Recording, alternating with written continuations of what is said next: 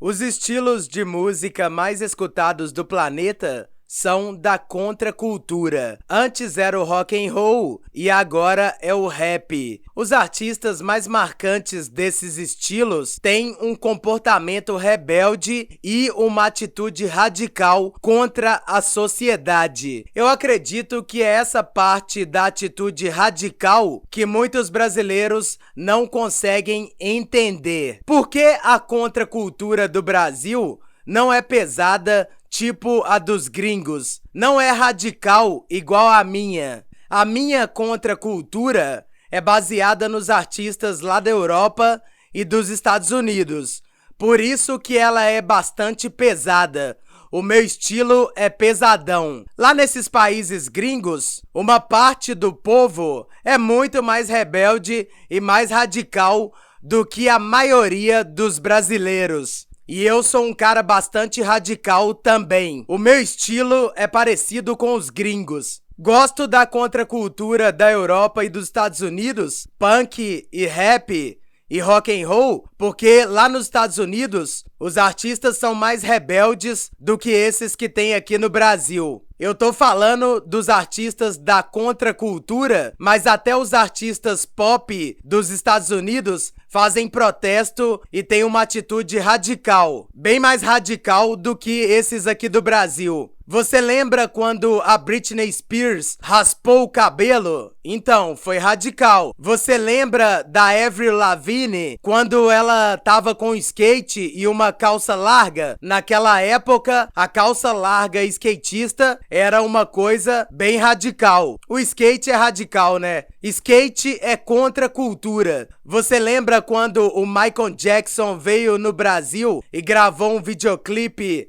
na favela do Rio de Janeiro? Então, aquela música dele é um protesto. E se fosse os cara pop aqui do Brasil, você acha que eles iriam gravar um protesto na favela? Você tá vendo algum playboy, celebridade do pop ou então do sertanejo gravando videoclipe de protesto na favela? Eu nunca vi, nem na favela, nem na periferia. Pra falar a verdade, esses pops aqui do Brasil, eu não vejo eles fazendo nem protesto. Eles não fazem nada pesado e radical. Eu vou falar real com você, cara. Esses pop aqui do Brasil, eles são uns bosta fascista. Mas eu não quero falar do pop aqui do Brasil, não, porque eu nem escuto, nem dou moral. Eu quero falar é da contracultura brasileira com relação à contracultura gringa. Então vamos lá. Quando a contracultura estava no auge nos Estados Unidos em 1960, nessa época o Brasil estava em uma ditadura. A ditadura do Brasil começou em 1964. Então os gringos, eles estavam nessa época com muito mais liberdade individual para fazer os protestos da arte deles, da contracultura. E aqui no Brasil era uma ditadura, a repressão total. Os artistas não podiam falar nada contra o sistema. A ditadura oficial do Brasil passou, mas o Brasil continua com uma ditadura velada e mascarada. O Brasil é um país muito autoritário e bastante ditatorial. E a população do Brasil também é ditatorial, autoritária e ela pratica perseguição contra artistas e contra pessoas que são inteligentes demais. Em sua essência colonizadora e escravocrata, na essência, quase todos os brasileiros são contra a verdadeira liberdade individual. E muitos brasileiros são contra os ideais da contracultura. São contra a nossa arte. A contracultura é uma parte dos movimentos da contra-hegemonia. São movimentos de libertação. Como os brasileiros vivem de uma forma muito ditatorial e autoritária,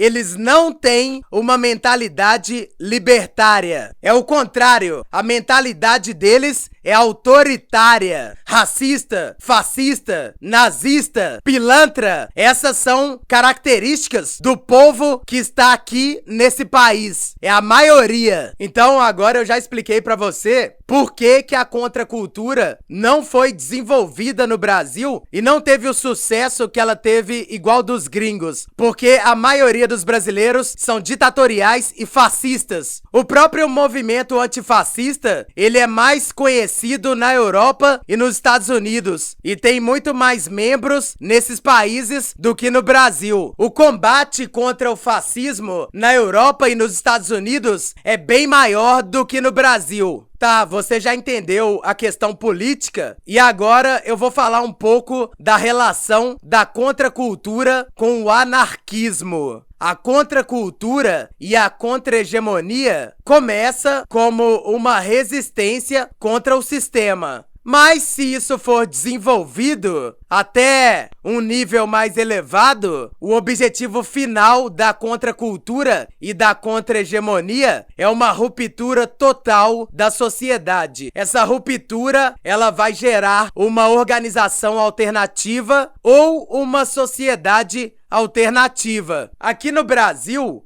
a contracultura e a contra-hegemonia ficou mais na resistência. E na Europa e nos Estados Unidos, eles ficaram na resistência, mas eles foram além. Eles fizeram uma ruptura na sociedade.